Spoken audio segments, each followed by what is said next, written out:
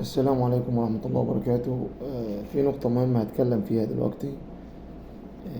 أي سواق على أي موقف، مش تحت شرط عندنا في بيروت، في أسيوط، في أي مكان. أي سواق عارف الحرامي اللي بيسرق الركاب، أنت مش راجل. طالما أنت عارف الحرامي ومش راضي تتكلم عنه ومش راضي تقول عليه، يبقى أنت حرامي زيه وبتنصص معاه وبتقسم معاه، وانت مش راجل للأسف. لأن الناس دي المفروض بعد ربنا سبحانه وتعالى في حمايتك انت في العربية، المفروض ان انت تحافظ عليها لأنها أمانة. ربنا وضعك في مكانة ان انت تاخد ناس توديها من مكان لمكان، يبقى المفروض الناس دي أمانة معاك لحد ما تنزلها في المكان اللي هي رايحة. إنما انت تساعد على سرقته وما ترضاش تبلغ عن الحرامي، يبقى انت شريك في الكارثة، يبقى انت حرامي زيه، يبقى انت اما تقسم معاه، يبقى انت اما تنصص معاه. فأي سواق على أي موقف شايف وعارف الحرامي، يتبلغ عنه، يتدينا اسمه واحنا نتصرف ونبلغ الشرطة عنه. انت فاهمني؟ يا اما تتفضل لحد المركز وتروح تبلغ، يا اما تبلغ إدارة المواقف وتقول لهم ان فلان ده حرامي، ان ما اتخذوش اي اجراء. يا اخي كلمنا، كلم المركز، نعرف احنا نتصرف، نعرف نبلغ عنه. انما انت تسيبه واحد مريض، واحدة مش لاقية تاكل، واحدة مش عارف، يبقى راكب ما معاش غير 20 30 جنيه ولا 100 جنيه ولا 500 جنيه لا يكشف بيها، يسرق، يبقى انت حرامي زيه ومشارك معاه في نفس الجريمة.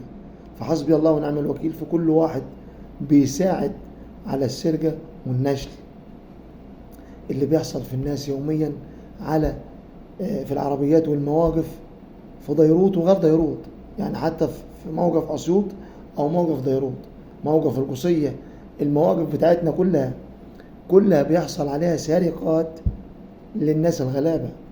يركب واحد جنبك شاب لابس متشيك، لابس نظارة، لابس كاب، لابس بتاع، فغمضة عين ما تلاقيش المحفظة بتاعتك، فغمضة عين ما تلاقيش فلوسك، يزارك في وسط الناس والناس بتركب في الزحمة، يسرق المحفظة بتاعتك ومش عارف الشخص رايح يعمل ايه. ممكن يكون مريض رايح الجامعة، ممكن يكون مريض رايح المستشفى في القصية، ممكن يكون مريض رايح مستشفى ديروت، ممكن يكون يعني بغض النظر هو رايح فين.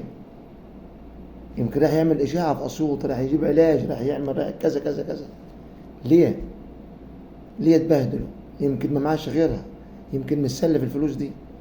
اتقوا الله وارحموا الناس شوية.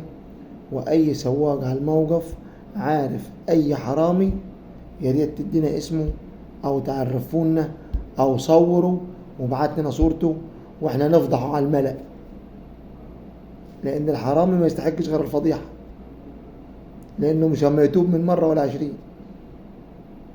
فرجاء خاص إن ما كنتش أنت مشارك وبتقسم معاه كسواق على أي موقف، بلغ عن الشخص ده، لأن الناس كل يوم بتسرق. حسبي الله ونعم الوكيل. ونخلي بالنا في الأسواق، ونخلي بالنا في العربيات، ونخلي بالنا في الأماكن اللي بنبقى ماشيين فيها العامة، لأن السرقات كترت جدا الفترة الأخيرة.